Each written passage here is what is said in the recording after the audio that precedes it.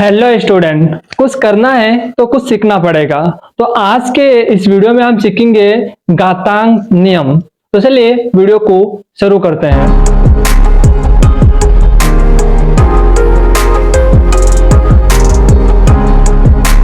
तो यहाँ पर सबसे पहला नियम है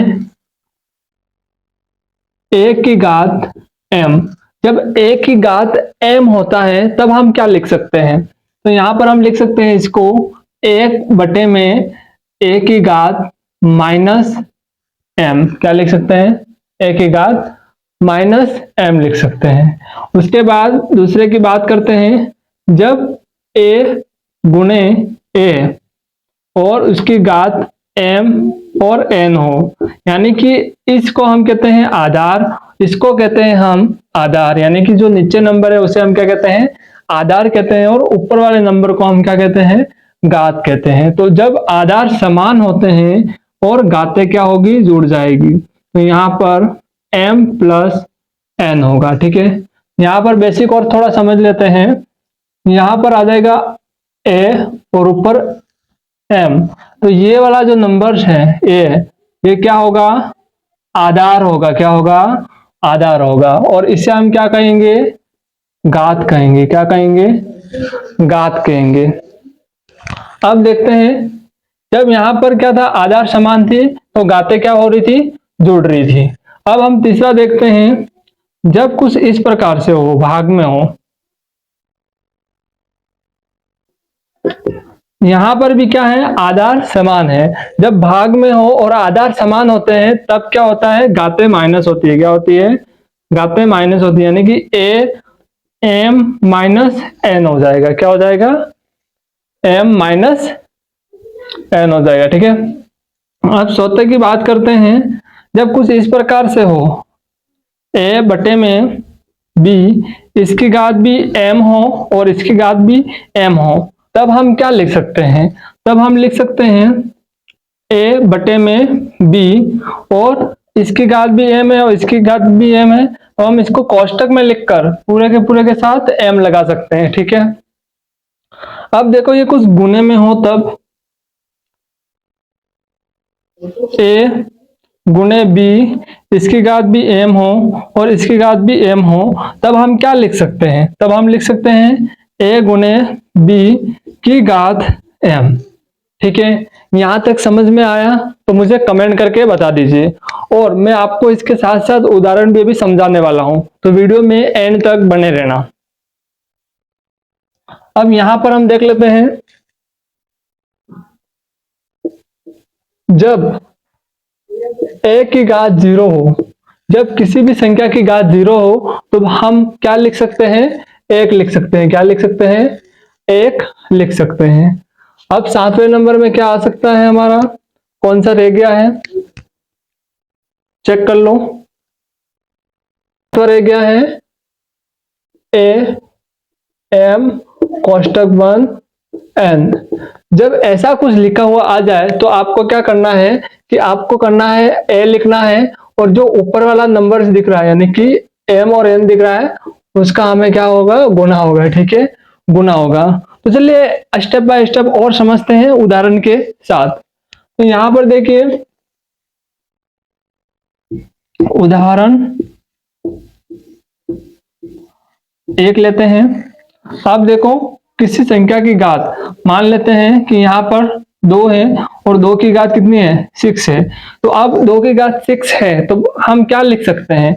इसको हम लिख सकते हैं 1/में 2 की घात माइनस 6 लिख सकते हैं। ठीक है, अब देखते हैं दूसरे सवाल के लिए।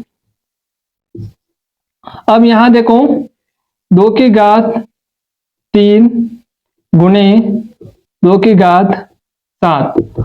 आप देखो यहाँ पर आधार क्या है? समान है, और घातें क्या है? अलग अलग है। उस कंडीशन में हम क्या करेंगे कि यहाँ पर क्या होगा? घातें जुड़ जाएगी। तो 3 + 7 कितना होता है?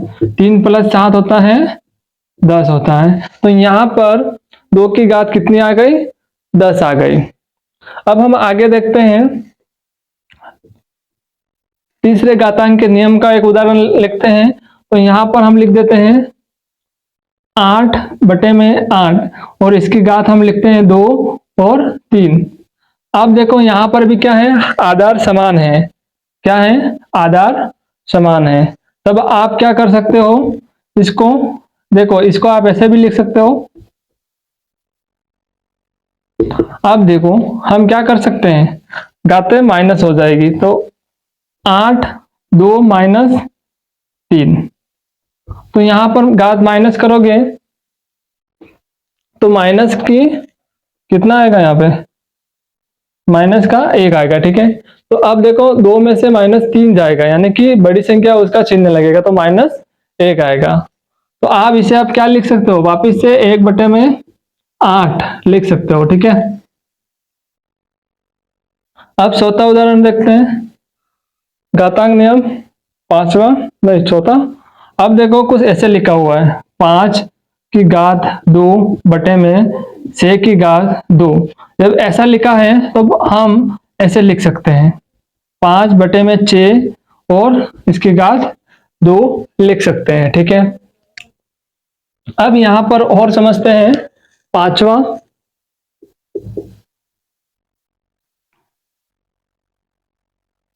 अब यहां पर हमारे पास है 3 की घात 3 और 6 की घात 3।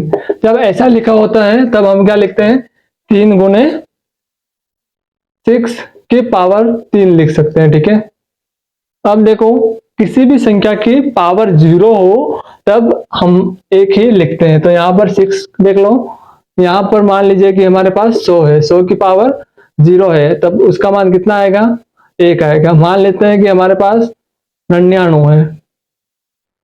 ठीक है, एक उदाहरण और लेता हूं, 99 है, तो 99 की पावर 0 है, तब भी मान 1 ही आएगा। ठीक है, अब 7वां लास्ट देख लेते हैं, इसका उत्तर क्या आएगा। मान लेते हैं कि यहाँ पर 2 अंदर लिखा है और इसकी घात है 6 और इसके ऊपर और घात है यहाँ पर 2। तब हम क्या करेंगे, तो हम क्या करने वाले हैं, 2 ऐसे लिखेंगे बाहर, और जो ऊपर नंबर दिख रहा है इसका और इसका क्या हो जाएगा, गुना हो जाएगा, यानी कि 6 गुने 2। जब गुना करोगे कितना आ जाएगा, 2 की पावर 12, यानी कि 2 की पावर 12 आ जाएगा। ठीक है, आपको यहाँ पर सब कुछ समझ में आ गया होगा। समझ में नहीं आया है तो मुझे कमेंट करके जरूर बताएं। तो चलिए एक बार रिवीजन कर लेते हैं। यहाँ पर देखो आधार और घात दे रखी है। जब आधार और घात इस प्रकार से दे रखी होती है, हम इसको लिखते हैं 1 बटे में a माइनस m लिखते हैं। ठीक है, तो इसकी पावर होगी वो माइनस हो जाएगी। यहाँ पर जो आधार है क्या है, समान है। जब आधार समान होते हैं तब क्या होती है, घातें जुड़ जाती है। अब देखो यहाँ पर भी देखो भाग में हो a भाग ये हो, तब क्या होता है, घातें माइनस होती है, यानी कि m माइनस n करेंगे। ठीक है, यहाँ पर देखो आधार अलग अलग हैं और घातें एक जैसी हैं, तब हम आधार को कोष्टक के अंदर लिख देंगे और घात को एक ही है, मतलब दोनों के ऊपर है, तो एक कॉमन के रूप में हम ऊपर लिख देंगे। ठीक है, अब देखो यहाँ पर गुणे के रूप में लिखा हुआ है और यहाँ पर क्या है, आधार क्या है, अलग अलग है, घातें सेम है। आधार अलग अलग है तो मतलब इन दोनों का गुणा कर देंगे और घात ऊपर लिख देंगे। ठीक है, जब कभी किसी भी संख्या की पावर 0 आ जाए तब हम क्या लिखते हैं, 1 लिखते हैं। हमें ये याद रखना है। अब देखो इसमें a की पावर m कोष्टक बंद n, तब ये घातें होती हैं, ये घातें और ये घातें क्या हो जाएगी, गुणा हो जाएगा। ठीक है, तो हमने ये लिख दिया और उसके बाद तो ये उदाहरण आपको समझ में आ गए होंगे। वीडियो पसंद आया है तो इस चैनल को सब्सक्राइब कर दीजिए, आगे भी वीडियो आप देख सको। तो चलिए मिलते हैं दूसरी वीडियो के अंदर।